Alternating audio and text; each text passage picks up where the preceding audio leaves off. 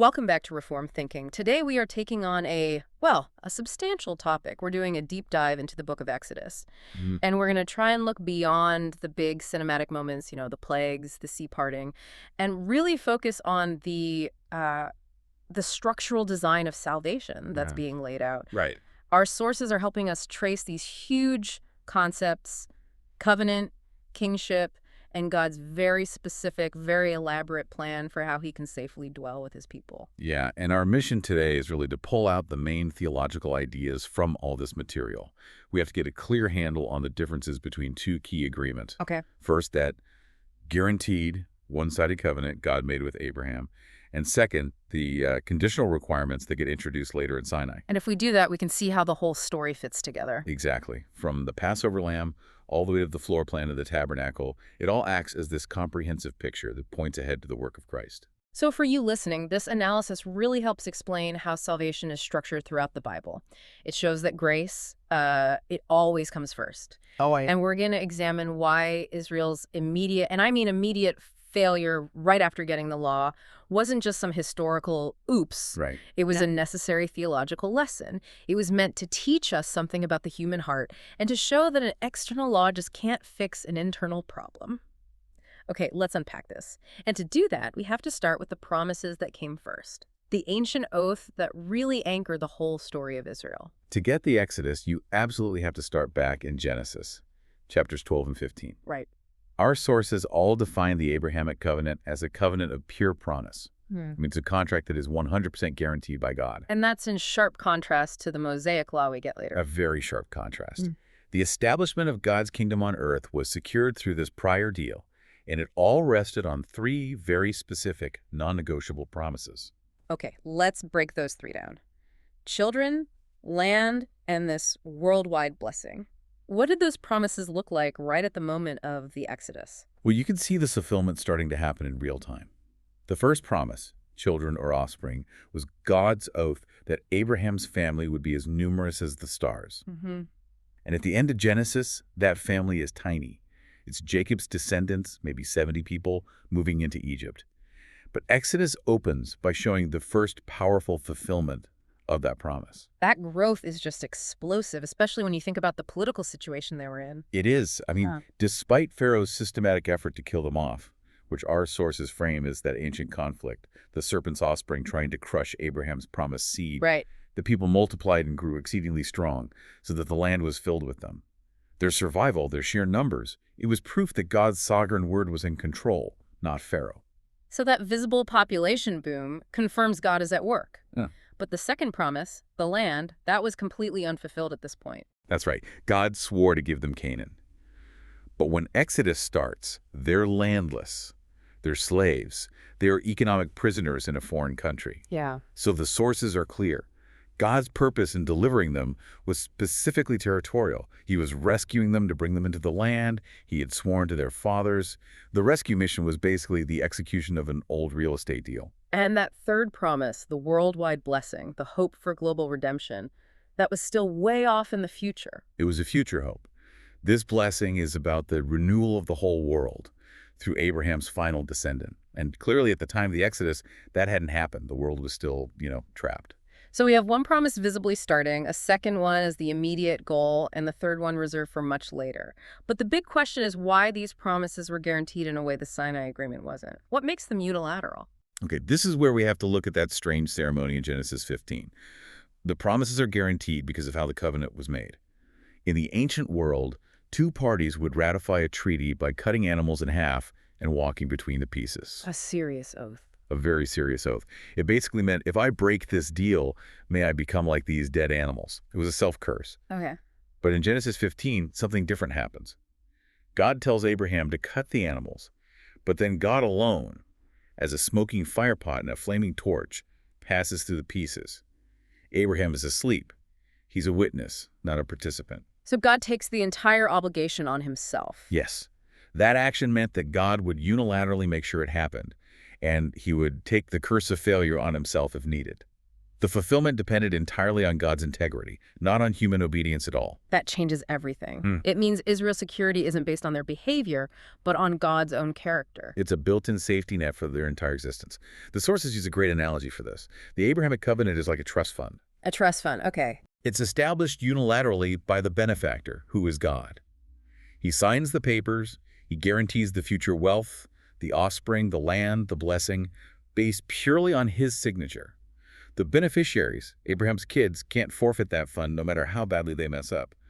The security is tied to the benefactor's signature, not the beneficiary's performance. And this guarantee, then, is what drives the whole Exodus story. God doesn't rescue Israel because they were suddenly good people. No. He does it because he remembered those promises he made to the patriarchs. The rescue was a sovereign act of faithfulness. It was a debt God willingly took on himself. The text says he heard their groaning and remembered his covenant with Abraham, with Isaac, and with Jacob. That's covenant execution. And this is where the revelation of God's name, I am, becomes so significant. It's more than just a title. It's a declaration of his identity as the covenant keeper. He appears as the living, active God who is now, in this moment, stepping in to fulfill those specific ancient oaths. The name Yahweh is a statement of his absolute reliability. He is the one who is and who keeps his word. Here's where it gets really interesting. Because after being delivered by pure grace, based on a unilateral promise, Israel gets to Mount Sinai and enters a totally different kind of agreement, one with a serious condition attached. The shift is huge. We go from the Abrahamic covenant guarantee to the Sinai covenant, which is all about conditional requirements. The sources explain this new agreement structure looks a lot like an ancient suzerain-vassal treaty. So you have a relationship between a great king and a subject nation. Precisely. Yahweh is the great king, the suzerain. He just proved his power by defeating Egypt. Israel is the vassal he just delivered. And now the king imposes obligations on his subjects. The whole law is designed for Israel to live under the king's authority. But we have to stress the sequence here. The sources are so clear that grace precedes obligation. This is not legalism. It's so important not to get that backwards. The deal wasn't, if you obey, then I'll save you. God first gives the historical prologue. Remind them, he already saved them. He carried them on eagle's wings. He introduces the law by saying, I am the Lord your God who brought you out of Egypt. So obedience was meant to be the response to redemption, not the way to earn it. But even with that gracious start, the deal had a clear if-then structure. Their special status depended on performance. The core condition is spelled out in Exodus 19. If you will indeed obey my voice and keep my covenant. The reward for that was huge. They would be God's treasured possession, a kingdom of priests, a holy nation. That was their job description. Yes, to mediate God's presence to the world, just like Adam was supposed to do in the garden. So their status as a treasured possession was completely dependent on them keeping up their end of the bargain. And that introduces a risk that just wasn't there with Abraham. That is the central theological difference. The Mosaic covenant depended on human performance. It had stipulations, and if they were broken, it led to consequences, even up to the deal being broken. It was a conditional arrangement. And that conditionality immediately revealed something about the people. It revealed the internal defect, as our sources put it. It showed them they couldn't do it. The law itself was perfect, but when you apply it to a stiff-necked and unregenerate people, it shows its own inability to save them. It works like a mirror, exposing that deep-seated flaw in the human heart. The law was designed to show sin for what it is, to show that external rules can't fix internal corruption. Let's look at the Ten Commandments themselves, the charter regulations. They function as more than just a to-do list. Right. The first four define the king's authority. The number one rule is exclusive worship of Yahweh. The ban on making images is about asserting God's unfettered character. He can't be managed or contained or shrunk down into something we can control. He demands to be the one and only object of their devotion. And the rules go way beyond just external actions. They go straight to internal desires. They absolutely go to the heart. You see this most clearly in the 10th commandment, the one against coveting. Our sources say this is the diagnostic tool for the whole law. How so? The commandment says you shall not covet your neighbor's house or wife or anything he has. What a person covets in their heart shows what they truly worship. It shows where they're looking for satisfaction. So if you're coveting your neighbor's stuff, you're not trusting God to provide for you. You're breaking the first commandment in your heart. That's it. Coveting is the root. If you fail to trust God for satisfaction, you will eventually break the law externally. If you don't trust him to protect you, you might murder. If you don't trust him for provision, you'll steal. The Sinai Agreement demanded total internal loyalty. Which means that breaking these rules isn't a small thing, it's an act of rebellion. Every single violation, theft, murder, adultery, is theologically an act where the person declares themselves sovereign. They claim to be their own Lord. They're repeating Adam's choice to define good and evil for themselves. To make this conditional nature really clear, let's go back to the analogies. The scholarship one is helpful. Yeah, the Sinai covenant is like a conditional academic scholarship. The scholarship is given out of the donor's generosity. That's the grace, the rescue from Egypt. It wasn't earned. But the deal comes with a condition. You have to maintain a 3.5 GPA, or you lose the scholarship. The student didn't earn the initial gift, but their performance determines if they keep it. And in this case, failing the GPA, disobeying the law, means the termination clause kicks in. That's the Deuteronomic principle. If Israel fails to obey, the covenant curses activate disease, defeat, and eventually exile from the land. The whole system was probationary. And that's so different from the Abrahamic trust fund, which they could never lose. And the moment that law is given, the flaw is exposed. Israel immediately breaks it by worshiping the golden calf. The speed of this failure is just staggering. It's incredible theological trauma. The covenant is ratified. The people all agree to the terms. And while Moses is still up on the mountain getting the details, they're down below pressuring Aaron to make an idol. They commit blatant primary idolatry. They violate the very first and most important rule: exclusive worship. Our sources call it a representative reaction. It wasn't a one-off mistake. It showed the true stiff-necked condition of their hearts. It was an act of high treason against their new king. They tried to manage God to make him into a physical thing that they could control, which is a direct violation of his unfettered character. So Moses comes down the mountain, sees this, and he throws down the stone tablets, shadowing them. And we have to be clear, this isn't just a fit of anger. This is a theological demonstration of a legal fact. It was a dramatic announcement that the conditional deal was off. The physical shattering of the tablets symbolized that the Mosaic covenant, the agreement they had just made, was null and void. The legal bond was severed because the human performance required to keep it active had failed instantly. So if the Sinai covenant is the signed contract, Moses smashing the tablets is the legal proof that the contract has been terminated. Exactly. It's like tearing up a signed contract when your business partner commits fraud on day one. You destroy the document to prove the deal is off. And under the terms they agreed to, Israel deserved to be completely wiped out. Which brings us to this crisis moment where Moses intercedes. He somehow saves the nation from annihilation. How does he argue their case successfully? His intercession is, it's a brilliant theological move. He avoids appealing to the Sinai covenant completely. He can't. He can't. That contract demanded their destruction. Right. If he had appealed to their obedience, they would have been gone. So he skips over that conditional deal entirely and goes back to the ironclad guarantee. He invokes the patriarchal covenant, the promises to Abraham, Isaac, and Jacob. Moses basically argues, you swore by yourself to make these people a great nation. If you destroy them now, what will the nations say? Your reputation is on the line. Your promise has to be fulfilled, not for their sake, but for your name's sake. Wow. And God spares them, not because they repented, but because of his faithfulness to that prior unconditional oath. But even with that forgiveness, there was an immediate consequence. God refused to live among them. His holiness required it. Because the people were so corrupt, so stiff-necked, God said he would not live inside their camp, or his holiness would consume them. So the tent of meeting gets moved outside the camp. A physical symbol of their A separation. very stark physical illustration of their corruption and the need for distance between a holy God and sinful people. Only Moses, the mediator, could go out to meet with him. And this whole crisis leads directly to that crucial revelation of God's character in Exodus 34. This is one of the most important passages in the whole Bible.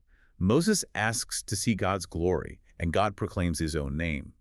He proclaims himself as merciful and gracious, slow to anger, and abounding in steadfast love and faithfulness. But it's balanced. It's not just grace. It's carefully balanced. He is forgiving, but the passage also says he will by no means clear the guilty. He keeps steadfast love for thousands, but he maintains justice. So this covenant renewal was based entirely on the revelation of God's sovereign mercy, which itself is rooted in the Abrahamic promise. Grace wins out, but justice is never forgotten. So what does this all mean? We've gone from promise to law to failure. And the big question left for Israel was, how can a holy God, who almost destroyed them for their sin, possibly live in the middle of their camp? And the answer, the architectural answer, is the tabernacle. The fundamental purpose of the tabernacle, which is detailed so carefully in the rest of Exodus, was exactly that: to provide a secure, ritualistic way for God to dwell among his people and maintain fellowship with them. It was the solution to the problem the golden calf created. The tabernacle, the tent of meeting, was the physical proof that God had forgiven them and was willing to stay with them. But given God's holiness, that terrifying presence that demands lethal judgment on sin, the tabernacle had to be more than a tent. It had to be a kind of elaborate safety mechanism. It was there to guard divine perfection. That is its core function. Our sources say God's presence is terrifying and beautiful, and we just can't survive a casual encounter with his unmediated purity. Right. So the whole structure, with its different levels of access, the outer courtyard, the holy place, the Holy of Holies, and the strict laws and the veil, all of it was necessary to prevent that deadly clash between God's perfection and our imperfection. So the sacrifices in the priesthood weren't just random rituals, they were survival requirements. They were necessary for purification. The fact that the bronze altar is the very first thing you see in the courtyard shows that a sinful person can't take a single step toward God without blood atonement first. The distance, the veils, the rules, they were all there to make sure that anyone who enjoyed fellowship would not die.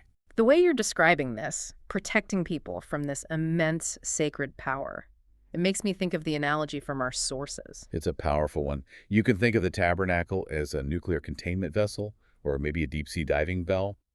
God's presence is the immense, dangerous power source. The structure provides the regulated shielding, the layers of fabric and hides and walls, and the strict safety protocols, which are the sacrifices and the priesthood.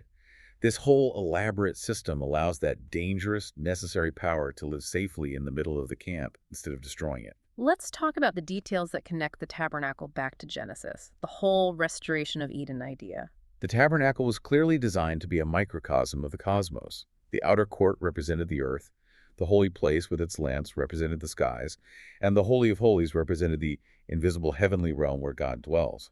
But even more than that, the materials and the layout were direct callbacks to Eden. How so? What are the specific links? Well, think about it. The entrance was from the east. Just like Adam and Eve were exiled eastward from Eden.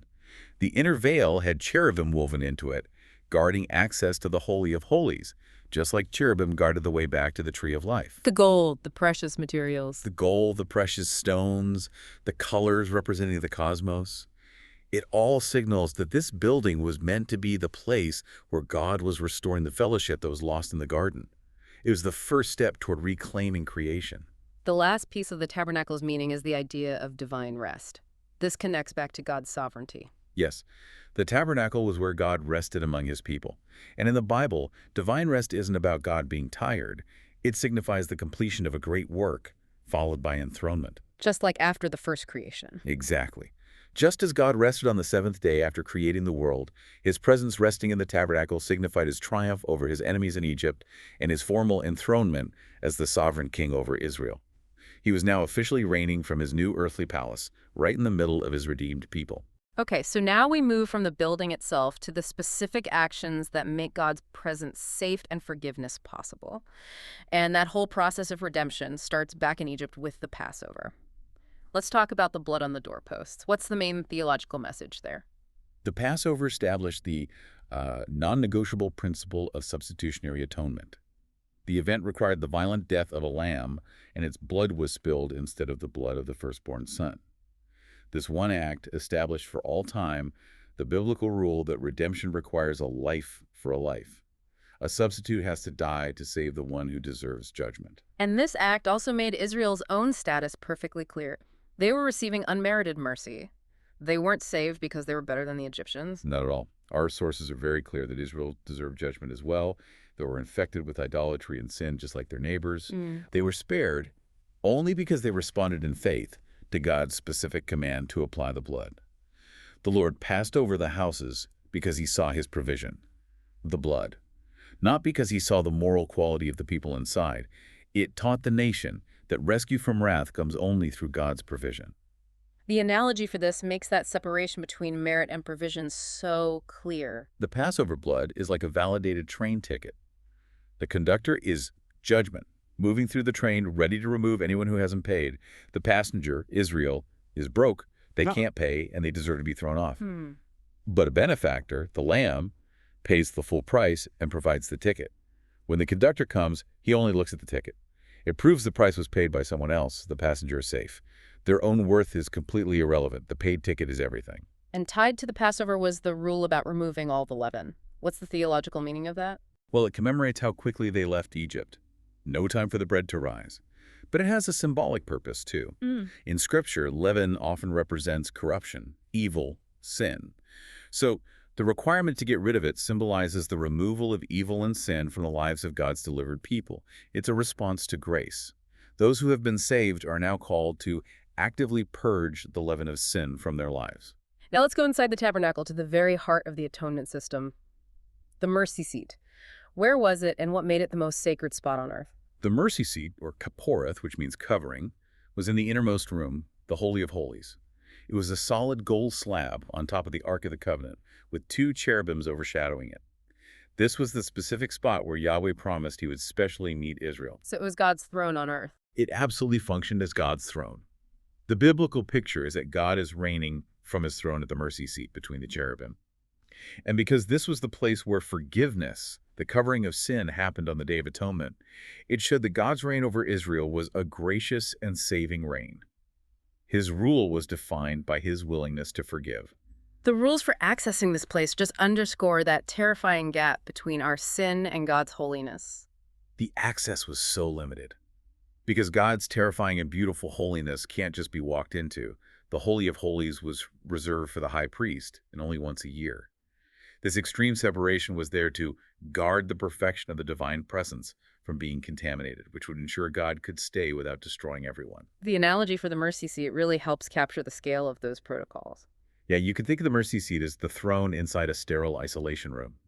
The king is there, but because the whole world outside, the camp of Israel, carries the deadly virus of sin, he has to be behind multiple barriers. The compartments, the veil. The compartments, the veil, the rules. Only the designated specialist, the high priest, can enter. And even he has to go through rigorous decontamination protocols, sacrifices, washing before he can approach, just to survive in the presence of the Holy One. So we've laid out the whole framework of the Exodus. The unilateral promise that created the nation, the conditional law that showed their sin, and the gracious provision of the tabernacle that let God live with them. Now we have to connect all these Old Testament types to their New Testament fulfillment in Christ. And the Exodus paradigm itself, that pattern of salvation, it's clearly not just a one-time historical event. No, it becomes the permanent model, the absolute template for God's saving work. The rescue from Egypt served as the permanent model or type of God's salvation. It was the absolute surety of his will to save. This pattern was so central that centuries later, when Israel was in exile, the prophets promised a new Exodus. They said God would deliver them again, just like he did from Egypt. You can even see the cosmic conflict playing out right from the start. Pharaoh, trying to kill all of Abraham's children, is a typological conflict that goes all the way back to Genesis 3. Pharaoh is acting as the serpent's offspring, trying to destroy the line of promise. And this points directly ahead to Herod the Great, who is also depicted as a king from Satan's line, trying to kill Jesus, the ultimate offspring of Abraham. Even small details like Moses fleeing into exile foreshadow Jesus' own flight into Egypt as an infant. So Israel failed its calling to be a kingdom of priests under that conditional Sinai deal, just like Adam failed in Eden. And that role then needed an ultimate fulfillment in Jesus Christ. That whole job description is perfectly fulfilled in him. Jesus is the true Israel and the true Adam. He succeeds with perfect obedience where they both failed. He is the faithful priest in the order of Melchizedek who intercedes for his people forever. And crucially, he does it based on his own shed blood, not the blood of animals. And he's the true king. And he's the true king, seated at God's right hand, the victorious enthroned sovereign. So Christ's work is called the New Exodus. How does this New Exodus fix the problems and failures of the first one? The first Exodus, amazing as it was, only freed Israel from political slavery. The new Exodus that Jesus accomplishes frees God's people from a much deeper slavery to sin itself. The Passover points directly to Christ as the Lamb of God. Paul tells us Christ is our Passover lamb. His one sacrifice establishes the new covenant and provides full, eternal atonement, which replaces the temporary animal sacrifices. And the deepest resolution is that Christ fixes the human heart defect that made the Mosaic covenant fail from the start. That failure was the lesson of Sinai. External rules can't change the unregenerate heart of a stiff-necked people. The Old Covenant revealed how bad the problem was. The New Covenant, through Christ's sacrifice, actually provides for the renewal of the heart by the Holy Spirit. It solves the root problem of internal corruption that Sinai could only expose. And the final step is the extension to the church. We now take up Israel's job. The New Testament says the church, all believers, Jew and Gentile, fulfills the spiritual role of Old Testament Israel. We are now called the kingdom of priests and a holy nation. We have direct spiritual access to God through Christ, our high priest. But a key difference is that the church is a spiritual reality, not tied to a political government or a single piece of land. And that spiritual reality is why there's no physical temple today. Because Christ is the true temple. The physical barriers are gone. God now dwells in his people by the Spirit. And this brings us to the ultimate end. The Exodus was the new creation of Israel. This all points forward to the final new creation in Revelation. In the New Jerusalem, there is no physical temple. Why? Because God and the Lamb are the temple, and God dwells with his people face to face forever, with no veils or walls needed. So to wrap up our deep dive, we saw God's kingdom move forward through a unilateral promise to Abraham that guaranteed the nation's survival. That was followed by a conditional test at Sinai that revealed the depth of human sin. And finally, all of this was secured by a gracious provision in the tabernacle and Passover, a system that made it possible for a holy God to dwell safely with sinful people. A quick, clear takeaway for you, the listener, that connects all this to your life. The whole arc of the Exodus teaches us this lasting principle that God's gracious redemption always comes before and makes possible our obedient response. We were saved by his prior promise, and then we were called to live as a holy people. And maybe consider this final thought, building on that idea of divine rest. If the temporary tabernacle showed God's triumph and rest as king in the middle of a sinful camp, what does it mean for your life today that Christ, the true temple and our eternal high priest, is right now seated at the right hand of God? Ponder the certainty of that Abrahamic promise, a promise that secures your eternal peace, even when your daily struggle against sin shows that human defect is still there. A powerful idea that puts our struggles and our hopes right where they belong on the finished work of our true King. Thank you for joining us for this deep dive into the promises, the performance, and the dwelling King. We invite you to continue your study of the Exodus narrative.